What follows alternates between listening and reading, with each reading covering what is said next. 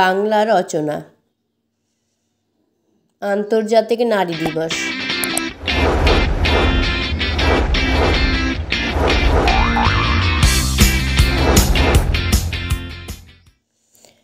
ভূমিকা।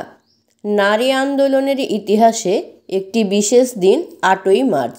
বাংলাদেশ সহ পৃথিবীর বিভিন্ন দেশে আন্তর্জাতিক নারী সমাজ এই দিনটি পালন করে। নারী অধিকার প্রতিষ্ঠার লক্ষ্যে জাতিসংঘ 8ই মার্চ আন্তর্জাতিক নারী দিবস হিসেবে ঘোষণা করে। পরের পয়েন্টটা হলো ইতিহাস বা পটভূমি। 1857 সালের 8ই মার্চ আমেরিকার নিউ ইয়র্ক শহরে একটি সুচ কারখানার মহিলা শ্রমিকগণ কারখানার মানবেতর পরিবেশ, অসম মজুরি ও 12 ঘন্টা কর্মদিবসের বিরুদ্ধে আন্দোলন শুরু করলে তাদের উপর পুলিশি নির্যাতন শুরু হয় এবং বহু মহিলা শ্রমিক কারাগারে নিক্ষিপ্ত হন। পরবর্তী সময়ে 1860 সালের 8ই মার্চ নিউ ইয়র্কের সুচ কারখানার মহিলা শ্রমিকরা মহিলা শ্রমিক ইউনিয়ন গঠন করেন এবং নিজেদের আন্দোলন চালিয়ে যেতে থাকেন। 1908 সালের 8ই মার্চ নিউ ইয়র্কের দর্জি শ্রমিকরা নারীর ভোটাধিকারের দাবিতে আন্দোলন শুরু করে এবং 1910 সালে নারীর ভোটাধিকার স্বীকৃত হয়। এই সূত্র ধরে ক্লারা জেটকিন 1910 সালে পার্টির সম্মেলনে সিদ্ধান্ত নেন যে প্রতিটি দেশের নারী শ্রমিকরা প্রতি বছর মার্চের যে কোনো একটি দিন নারীর অধিকার রক্ষা দিবস হিসেবে পালন করবে। 1857 ও 1908 সালের 8ই মার্চ সংগ্রামের সূচনা দিবস হওয়ায় 8ই মার্চকেই আন্তর্জাতিক নারী দিবস হিসেবে পালনের জন্য নির্বাচন করা হয়। 1910 সালের 27শে আগস্ট কমিউনিস্ট নেত্রী ক্লারা জেটকিন ও কাথে ডাস্কার স্বাক্ষরিত একটি ঘোষণাপত্র কোপেনহেগেন দ্বিতীয় আন্তর্জাতিক নারী সম্মেলনে গৃহীত হয়। এই সম্মেলনে 17টি দেশের 100 জনেরও বেশি নারী প্রতিনিধি উপস্থিত ছিলেন। এদের উপস্থিতিতে ক্লারা জেটকিনের প্রস্তাব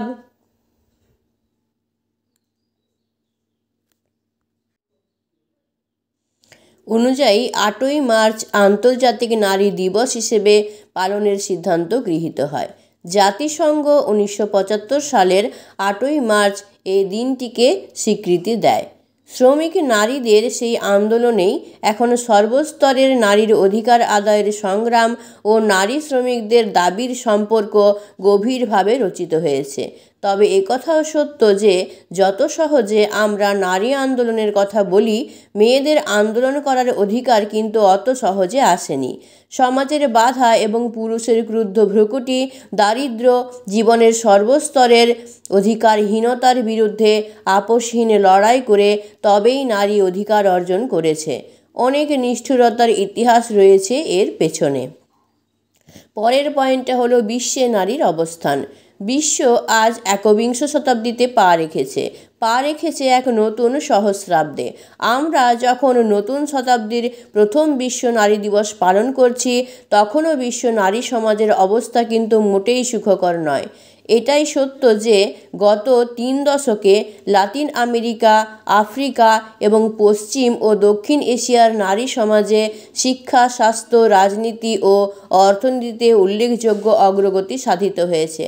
কিন্তু এটাও সত্য যে নারী সমাজের উক্ত অগ্রগতি কোনো অবস্থাতেই একই সময়কালে পুরুষ সমাজ কর্তৃক অর্জিত অগ্রগতির সমকক্ষ নয়।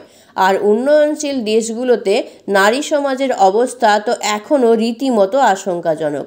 উন্নয়নশীল দেশগুলোতে দারিদ্র্যসীমার নিচে রয়ে গেছে প্রায় 60 কোটি নারী। অপরদিকে উন্নত দেশগুলোতে দারিদ্র্যসীমার নিচে বাস করা নারীদের সংখ্যা কম নয়। ইতালি, নরওয়ে, ফ্রান্স বা সুইজারল্যান্ডের মতো উন্নত দেশেও 20 হতে 25% নারী দারিদ্র্যসীমার নিচে বাস করে। বলা বাহুল্য, এ হার পুরুষের তুলনায় অনেক বেশি। কোনো নির্দিষ্ট অঞ্চল বা দেশের কথা বাদ দিয়ে সমগ্র বিশ্ব প্রেক্ষাপটে 2-1টি তথ্য তুলে ধরলে বর্তমান বিশ্বে নারীদের অবস্থা আরও স্পষ্ট হবে। বিশ্বের অশিক্ষিত জনসংখ্যার 2/3 নারী এবং বিশ্বে দারিদ্র্যসীমার নিচে বসবাসকারীদের 70% নারী। পরের পয়েন্টটা হলো বাঙালি নারীর অবস্থান। বেগম রোকেয়া থেকে বেগম সুফিয়া কামাল পর্যন্ত যে সময় অতিবাহিত হয়েছে, সে সময়ে তারা যে বাংলার নারী স্বীয় মর্যাদা, অধিকার, নারী মুক্তির অবিচ্ছেদ্য সংগ্রামে লিপ্ত ছিলেন, তা আজ আমাদের কাছে নারী মুক্তি আন্দোলনের উদাহরণ ও প্রেরণা। কিন্তু দুঃখজনক যে আজও আমাদের দেশের নারীরা পুরুষ শাসিত সমাজের কাছে অবহেলিত। এদেশের আর্থসামাজিক পরিবেশে গোঁড়ামি, ধর্মীয় ফতোয়া প্রবল, ফলে নারী অধিকার লঙ্ঘিত হয় সবচেয়ে বেশি। নারীর সম অধিকার ও নারী মুক্তির কথা জোর গলায় বলা হচ্ছে, কিন্তু নারীর অবস্থানে প্রত্যাশিত পরিবর্তন হয়নি। আজও অসংখ্য নারী অ্যাসিড নিক্ষেপ, ধর্ষণ আর যৌতুকের শিকার হচ্ছে। গৃহপরিচারিকার উপর চালানো হচ্ছে অমানসিক নির্যাতন। এমন একটি দিনও নেই যেদিন খবরের কাগজে নারী নির্যাতনে দু একটি মর্মান্তিক ঘটনা না ছাপা হয়। যদিও বিভিন্ন উন্নয়ন কর্মকাণ্ডে নারী সমাজের অংশগ্রহণও লক্ষণীয়। গার্মেন্টস শিল্পে লক্ষ লক্ষ নারী শ্রমিক কাজ করছে, আবার পরীক্ষার মেধা তালিকায়ও মেয়েদেরই প্রাধান্য লক্ষ্য করা যাচ্ছে। তারপরও সমাজে নারীদের প্রতি কেমন জানি একটা অবহেলার দৃষ্টি।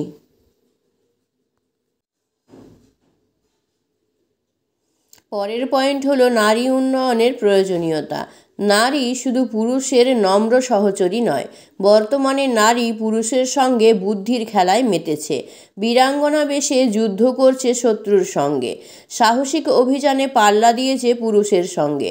রাজনীতিতে পুরুষের সহযাত্রিনী, দেশের কাজে আত্মদানের গৌরবে গরবিনী। ধর্মে, সমাজ সংস্কারে তার ভূমিকা অনন্য। সাহিত্যে, বিজ্ঞানে বিশ্বজয়ের স্বীকৃতি। নারী এখন সংগ্রামী জীবনের অংশীদার, জীবন যুদ্ধের অন্যতম শরিক। বস্তুত নারীর মর্যাদা আর অবস্থান থেকেই অনুধাবন করা যায় একটি দেশ কতখানি সভ্য ও উন্নত। তাই নারীকে পূর্ণাঙ্গ মর্যাদা দেবার জন্য জাতি, ধর্ম, বর্ণ, পেশা, শ্রেণী নির্বিশেষে সকলের গণতান্ত্রিক সমানাধিকার প্রতিষ্ঠা করতে হবে। নারীকে দিতে হবে তার ন্যায্য পারিশ্রমিক ও যথাযথ মর্যাদা। এবার আমরা চলে আসছি উপসংহার অংশে। আমাদের দেশে আন্তর্জাতিক নারী দিবস এখনও সভা, সেমিনার, সিম্পোজিয়ামের মধ্যেই সীমাবদ্ধ। বাস্তবে নারীর অবস্থানের তেমন কোনো পরিবর্তনই হয়নি।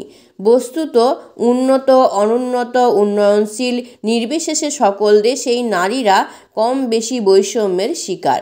এই বৈষম্য একদিনে ঘটেনি, ঘটেছে ধীরে ধীরে। কিন্তু বিশ্বব্যাপী মানবজাতির অর্ধেক এই নারী জাতির অগ্রগতি সাধন করতে হবে দ্রুত, ধীরে ধীরে নয়। সেই জন্য দরকার নারী পুরুষ নির্বিশেষে ইতিবাচক সচেতনতা সৃষ্টি।